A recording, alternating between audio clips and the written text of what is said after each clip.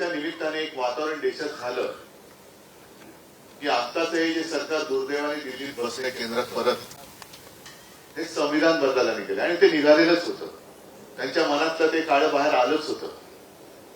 आता ते किती म्हणो की हा फेक नरेटिव्ह हा त्यांचाच शब्द आहे आणि त्याला ते बळी पडले.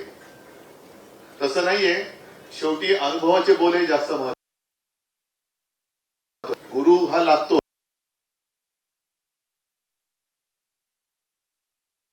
म्हणालात की आज जो काही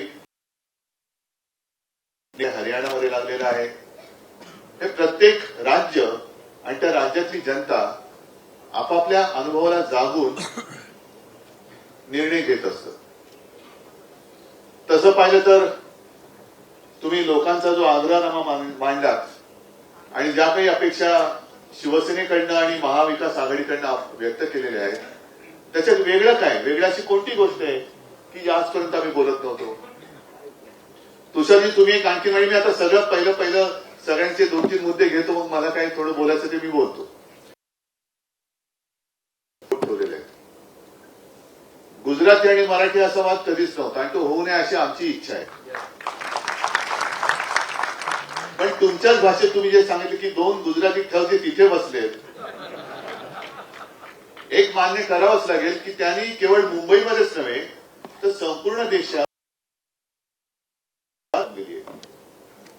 अयोध्येमध्ये का हरले, वाराणसीमध्ये का पाठी गेले.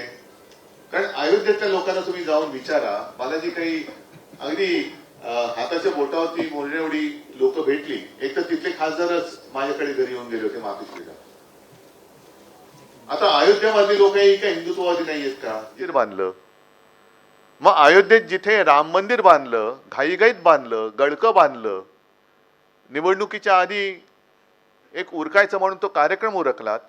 एवढं होऊन सुद्धा तो तिथला राम तुम्हाला का पावला नाही. अयोध्येत तुमचा पराभव कोणी केला. याचं कारण आज अयोध्येतलं जे चित्र आहे की ते म्हणाले हे सगळं जे काय आम्ही केलं हे कोणासाठी केलं, अदानीसाठी केलं का, लोढासाठी केलं का. जे अनेक कारसेवक तिथे गेले, काही शहीद झाले, रक्तबंबाळ झाले, काहींना आयुष्यभरचं अपंगत्व आलं, हे कोणासाठी त्यांनी केलं, लोढासाठी केलं. कोण, सगळे कॉन्ट्रॅक्टर यांच्या राज्याचे, कॉन्ट्रॅक्टर गुजराती. आता ते तर म्हणतात तिकडे की पुजारी पण तिकडनं आणतात. का करताय हे सगळं. हा जो काही लढा आहे शिवसेना मुळामध्ये जी काही शिवसेना प्रमुखांनी स्थापन केली ती प्रत्येक राज्यात भूमिपुत्राला न्याय तिथल्या तिथे मिळालाच पाहिजे. महाराष्ट्राच्या भूमिपुत्रांचा प्रश्न आहे, तिथे मराठी माणसाला न्याय मिळालाच पाहिजे. याचा अर्थ असा नाही की आम्ही इतरांचे शत्रू आहोत. आम्ही आमचा हक्क मागतोय आणि न्याय हक्क मागणं हा काही गुन्हा नाही, हा काही अपराध नाहीये. असं मला नाही वाटत कुठेही संविधानात लिहिले की न्याय हक्क मागणं हा गुन्हा आहे. आम्ही न्याय हक्क मागतो आहोत आणि प्रत्येक राज्यामध्ये त्याला तो न्याय हक्क मिळालाच पाहिजे. मग जो आमचा लढा आहे तो मुसलमानांविरुद्ध आहे का. असं मला एक वाक्य शिवसेना प्रमुखांच्या भाषणातलं काढून दाखवा की सगळे मुस्लिम आपले शत्रू आहेत. नाही.